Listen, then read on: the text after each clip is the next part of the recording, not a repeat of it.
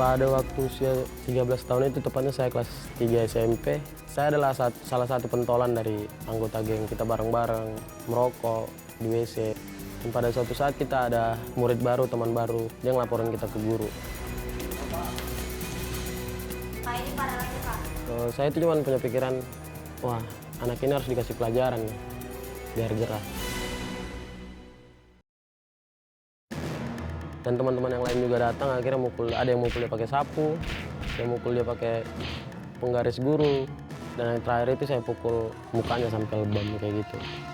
Saya sangat puas karena saya bisa ngelihat dia sampai berdarah-darah. Dari pergaulannya yang buruk, Gary tumbuh menjadi anak yang tak mengenal belas kasihan. Beranjak SMA, pergaulannya semakin terjerumus kepada lingkungan yang semakin buruk.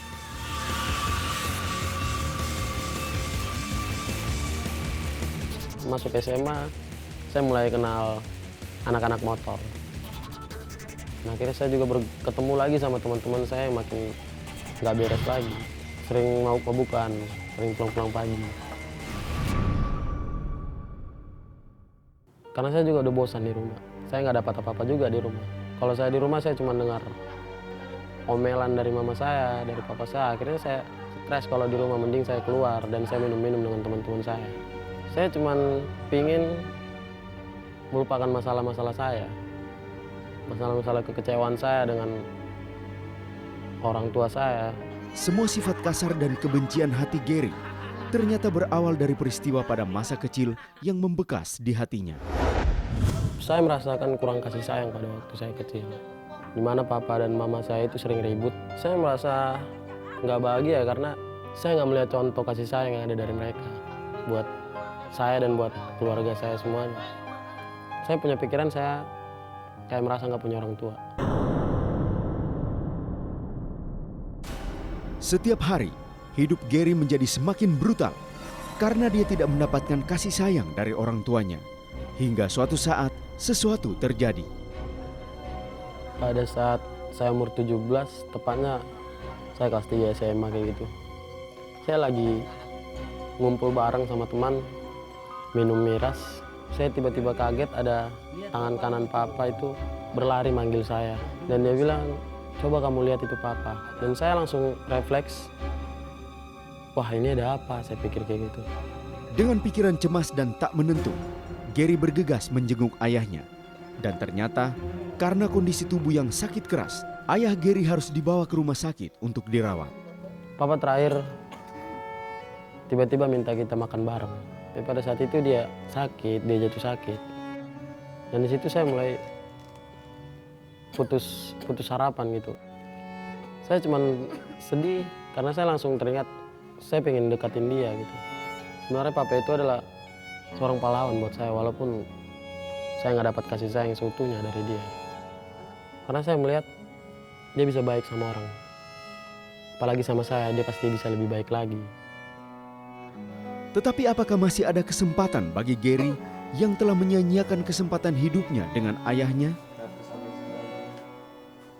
Sorenya papa saya ngedrop dan masuk ruang ICU. Dan saya udah mulai gelisah. Dan pada pukul 4 pagi, tiba-tiba kakak saya dipanggil ke ruang ICU. Saya ngeliat mereka udah nangis. Pada saat itu saya langsung tahu kalau papa saya udah meninggal. Saya cuma nggak percaya. Saya sangat merasa kehilangan papa saya. Saya kecewa sama diri saya sendiri. Saya sangat menyesal karena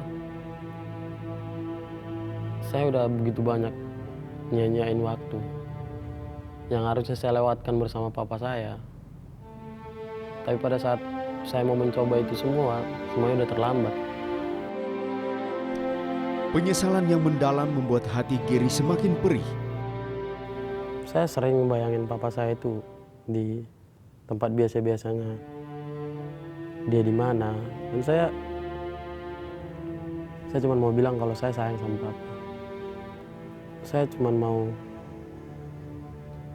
peluk papa saya karena saya jarang sekali bisa meluk papa saya pada waktu dia hidup. Dan semua yang ingin saya lakukan itu udah nggak bisa lagi.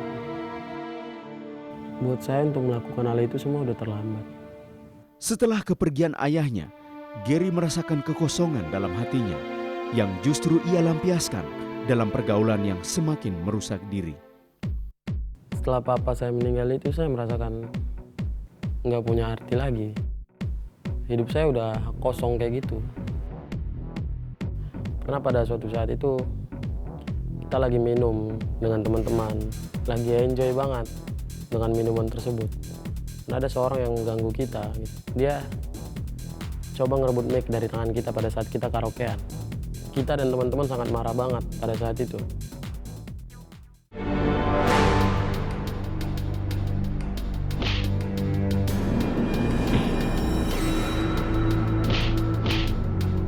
Dan akhirnya karena teman saya kesal, teman saya ngelindas kepalanya pakai motor.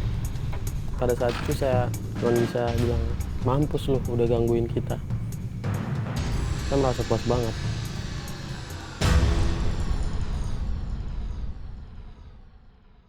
Saya mengajar semua orang itu karena saya marah terhadap diri saya sendiri karena saya udah begitu menyanyiakan waktu yang harusnya saya bersama dengan papa saya selama ini. Kekecewaan Gary pada masa lalunya bukan hanya dilampiaskan dengan kekerasan, tetapi bahkan hingga ke dunia pelacuran. Saya mulai melakukan seks dengan mereka. Saya mabuk-mabukan dengan mereka. Awalnya saya ingin cari kasih sayang dari pergaulan saya. Saya ingin cari figur seorang papa dalam hidup saya. Saya nggak peduli dengan itu, siapapun itu. Dan akhirnya saya ketemu dengan mereka. Saya nggak dapat kasih sayang itu dari mereka. Saya cuma mendapatkan kepuasan dari mereka. Apakah seks, alkohol, dan kekerasan akhirnya dapat memberikan kelegaan pada hidup Gary selanjutnya? Setelah saya melakukan semuanya itu, saya mulai merasa suatu kejenuhan. Nggak ada yang bisa mengganti kekosongan yang selama ini saya rasakan dari apa yang semua saya perbuat itu. Dan yang akhirnya saya nggak tahu kenapa pada suatu saat saya sangat iri kalau melihat orang pulang dari gereja. Saya nggak pernah merasakan seperti yang digambarkan oleh keceriaan mereka, sukacita mereka gitu. Dan akhirnya saya punya inisiatif, saya harus ke gereja. Saya ingat firman Tuhan yang dibagikan sama pendetanya yang di Matius 7 ayat 7 yang berbunyinya, mintalah maka akan diberikan kepadamu. Saya situ bertanya, bukannya udah saya minta Tuhan yang berupa kasih sayang dan figur seorang papa dalam hidup saya, tapi saya masih belum merasakannya. Karena saya udah nggak tahan lagi dengan keadaan saya yang semakin bingung. Akhirnya pada saat itu saya nantang Tuhan. Saya bilang, kalau engkau memang Tuhan, tunjukin mujizatmu. Bukan ayahnya yang ia nantikan bangkit kembali. Namun keesokan harinya, Gary menerima telepon dari seseorang yang tak pernah ia bayangkan sebelumnya. Dan pada saat itu saya sangat kaget karena yang nelpon saya itu adalah ponakan saya yang udah 1 tahun lebih nggak pulang dan nggak ada kabar sama sekali sama keluarga. Selama 1 tahun saya sudah capek buat mencari keberadaan keponakan saya dan nggak ketemu-ketemu. Dan dia bilang begini, saya ingin pulang. Pada saat itu saya merasa luar biasa. Saya nggak pernah menyangka. Saya merasakan kedatangan keponakan saya itu sebagai sebuah mukjizat dan jawaban dari Tuhan atas pertanyaan yang sudah saya lontarkan di hadapan Tuhan. Saya cuma bisa menangis, terkagum dengan Tuhan.